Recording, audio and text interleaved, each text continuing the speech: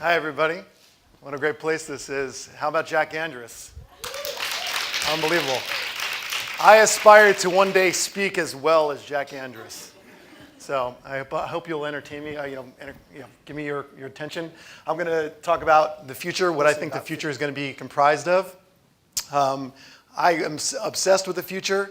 I try to be as present as possible, but the future always brings me back. I have many conversations with my colleagues and friends about what I think is to come.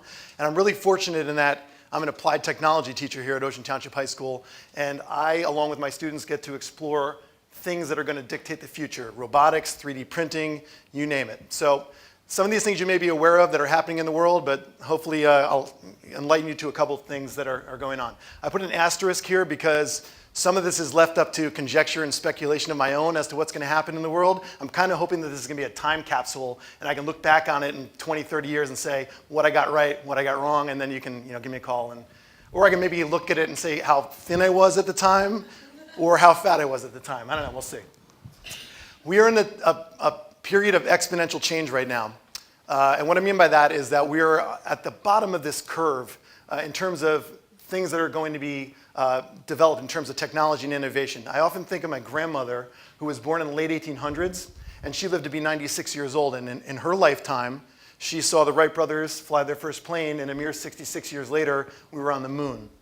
So that kind of innovation over 6+ decades was amazing in itself. But now what we're going to be faced with are these kind of changes and innovations taking place in a very compacted fashion. And you're going to see this stuff turning over quicker and quicker.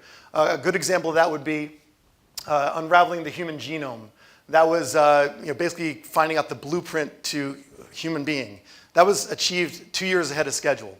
So these are the kind of things that I'm talking about. This guy is Ray Kurzweil. I don't know if you've ever heard of him. He's kind of a genius madman, MIT professor. You may have heard of a Kurzweil synthesizer.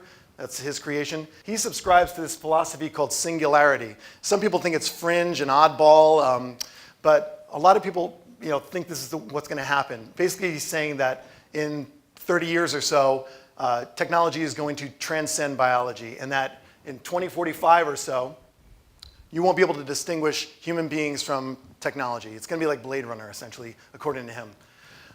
Some of the things that are helping to bring us to that point, artificial intelligence, you may have heard of that. It's everywhere these days, AI. What that is a non-biological learning system. It could be machine learning as part of that. This is Watson. This is IBM's foray into artificial intelligence. You may have seen Watson on Jeopardy, beating champions. You may have gone to H&R Block to get your taxes done this season. And right there in the window, they have Watson is there to help you. So this kind of thing is going to change the world really quickly. This is AlphaGo, which is Google's DeepMind playing a game called Go, which is a strategy game with millions of permutations. It's kind of like when Deep Blue went up against Garry Kasparov about 20 years ago, who was the world chess champion at the time, and that machine beat him, and that was a benchmark in terms of technological progress. Well, this world champion, Lee Sedol, he was defeated last year by a computer, artificial intelligence. You may be familiar with Alexa. So these kind of things are going to be in the fabric of our lives. They're in your Netflix queue now. They're in Siri. They're going to dictate how markets change. Paired with robotics, this is going to change how everything is done in the world very quickly. Right now, you may have seen robots that build everything in manufacturing facilities. That's really the case. We're at the point now where robots repair robots. If you need to get surgery performed, God forbid, you might go to Navasink Hospital over there, Riverview, and you may have to get open heart surgery, in which case a Da Vinci robot could perform it on you. We're going to get to the point in history, I believe, where you're going to, if you have to have surgery, you're going to opt to have the robot perform the surgery as opposed to having a human. It's going to be less error-prone, more efficient, quicker recovery time. If you had to, back in the day, get open heart surgery, traditionally, it would be a 4-week recovery, very painful. With the scopes and this kind of robotic surgery, you're talking 3 days recovery time. This is Atlas. This is created by a company called Boston Dynamics. They get a lot of their funding through DARPA, Defense Advanced Research Project Agency. They're essentially building military robots. So We're on the cusp of turning over kill decisions to robots, which is kind of a scary premise in a lot of cases. Right now, any robots that are in the battlefield in terms of drones that are flying sorties in the Middle East or wherever that may be, there is a human behind that controlling it. But there are discussions, I assure you now, going on in the Pentagon that are talking about turning over kill decisions to artificially intelligent robots. This is Sophia. She is the first robot citizen in the world. Saudi Arabia declared her a citizen. She has all the rights of a normal citizen like you or me. Is it a PR stunt? Yes. Is it to showcase that Saudi Arabia is on the forefront of innovation and robotics and technology? Yes. But it's also crossing over this strange place called the Uncanny Valley, and now we have to consider things as we move forward. How do we educate our children to be prepared for a world like this? We have to talk about robot rights and ethics. They're going to have these kind of things to contend with in the world. It's going to get even weirder than that.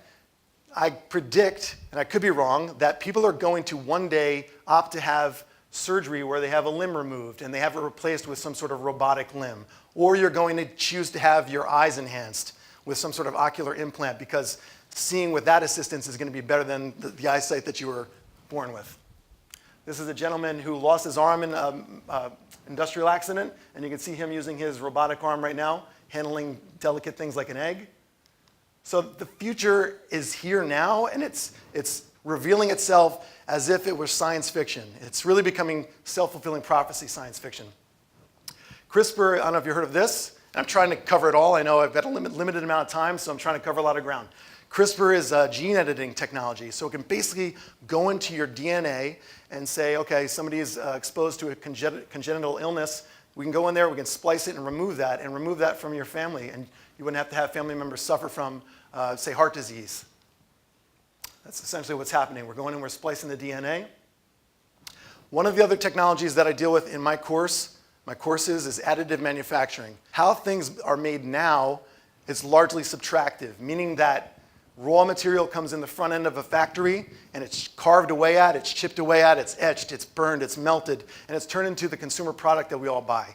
So that's very wasteful, and it requires a lot of lead time in terms of raw material. What's happening now, and what's been happening really for about 30 years, is that we're moving toward what's called additive manufacturing, and namely 3D printing. 3D printing has been around for about 30 years, but if you wanted to 3D printing something back in the day, the machine was the size of this room and cost $500,000. But now you can get a 3D printer on your desktop. And what that enables you to do is to take a three-dimensional file, a digital file on a computer, and send it to that machine and output a physical prototype, which is really amazing. That's a consumer brand 3D printer right there. You can print anything from artistic objects to useful objects like gears or replacement parts.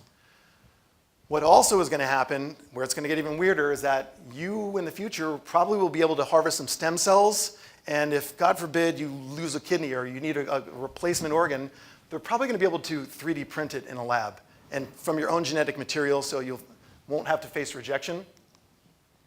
This is interesting. This happened a couple years ago. This is a Ratchet that was printed on the International Space Station. I read it that in previous shuttle missions, 90% of the payload that they took into space was spare parts, because when you break down in space, you can't go to Home Depot. So what this technology now enables us to do is to limit the payload on space flight.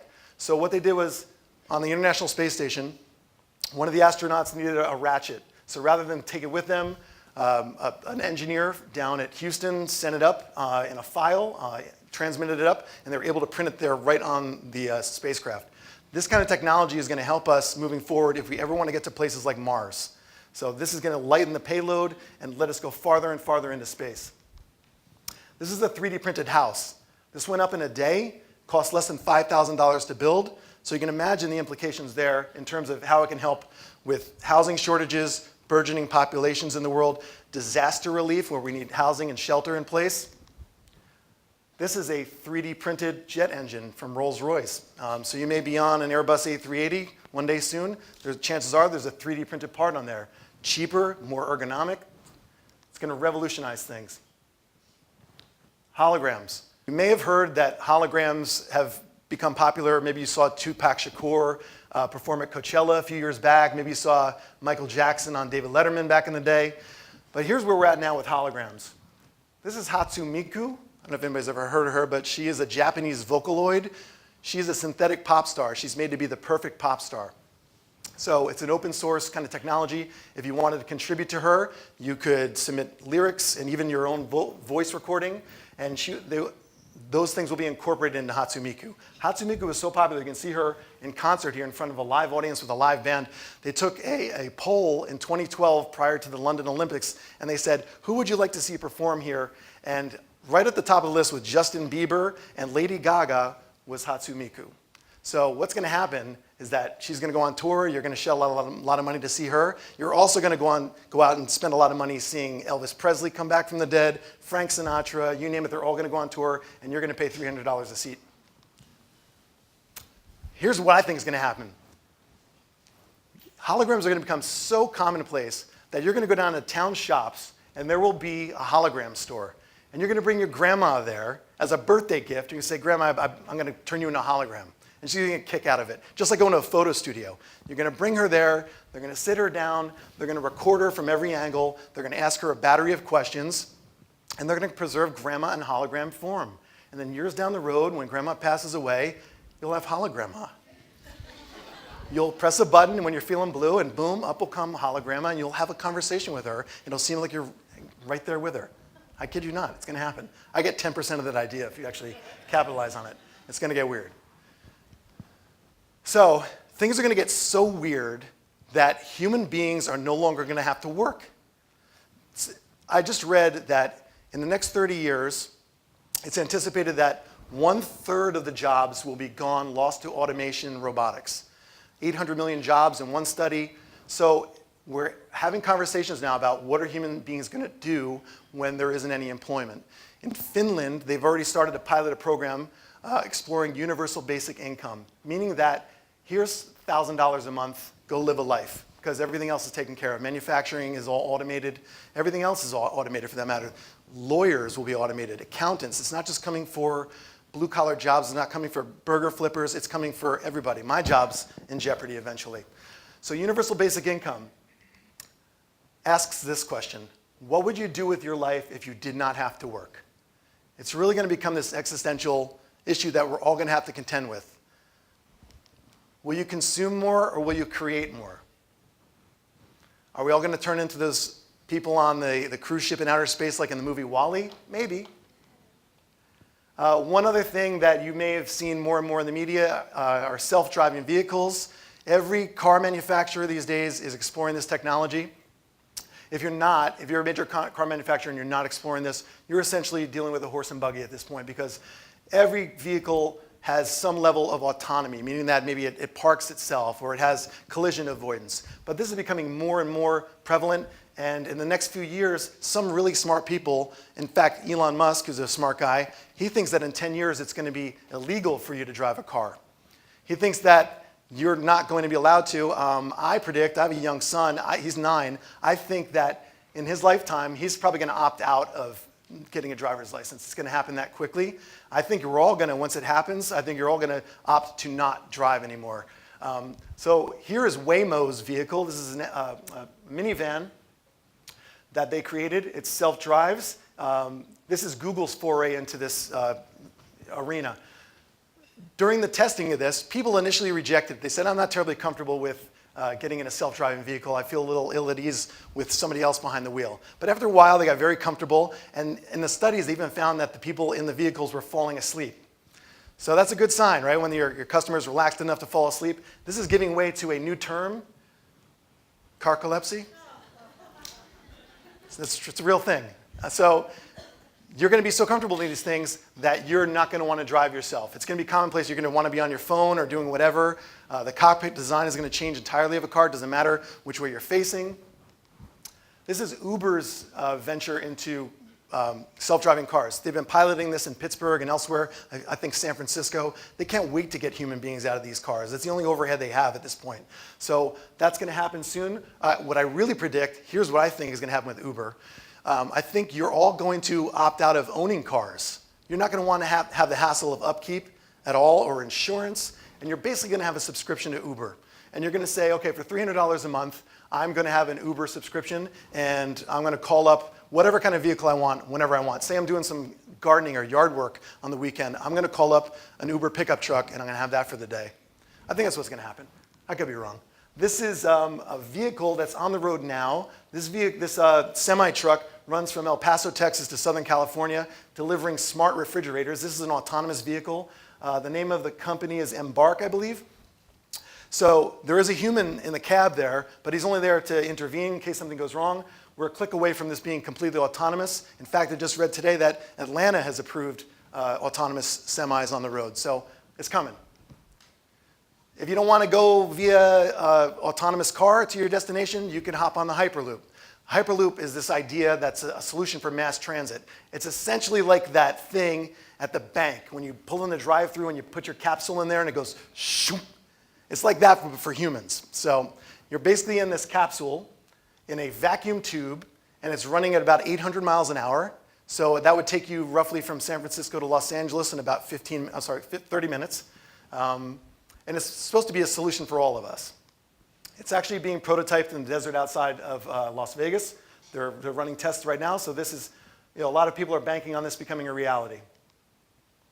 The Internet of Things, and I'm almost done. The Internet of Things, right now there are more things online than there are human beings. There are more devices. Maybe you have a Nest at home. Maybe you have one of these appliances, a thermostat that you can adjust with an app from afar. Or maybe you have a security camera that you can adjust. There will be more and more of these things controlling and networking our lives. Crypto, you may have heard of this too. Crypto is a decentralized open source currency that is changing the world. You've probably heard of Bitcoin. So these kind of things are going to change financial markets. They're going to change government as we know it. Commercial space travel. I always tell my students, I think you're probably going to travel into space.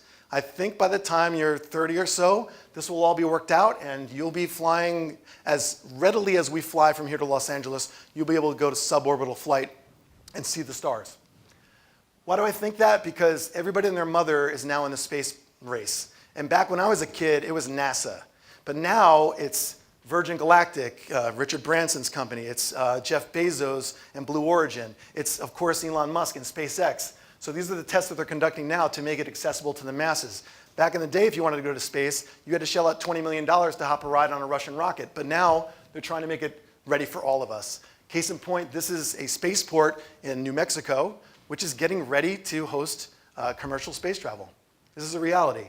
So with all this technology and with the increased population by 2045, 2050, we should have 10 million people on this planet. That's a lot of people.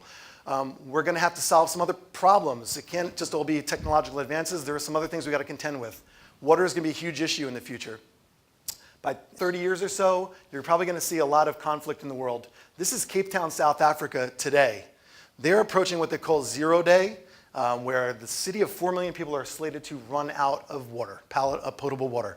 So these kind of things are going to have to be solved by ingenuity and innovation. We're hoping that we can arm our students with this kind of creativity and adaptability to solve these big world problems.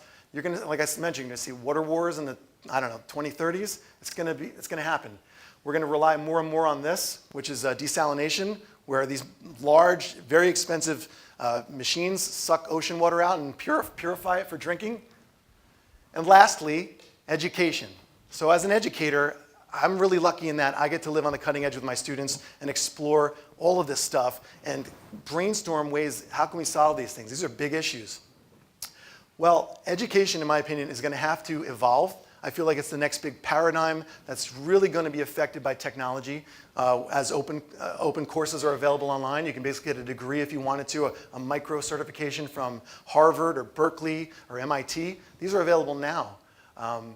We're going to have to move past a 19th century bricks and mortar model, whether that's at the public school level or the advanced level, college. All of this is going to have to evolve to be able to make our students adaptable, creative, collaborative people in the world. These are the kind of skills that are going to be marketable and valuable in the world. So I hope I haven't bummed you much. A lot of it's amazing, an exciting time, and I think we're going to try our best here as teachers to educate students and get them ready for all these dramatic changes that are taking place in the world. Thank you.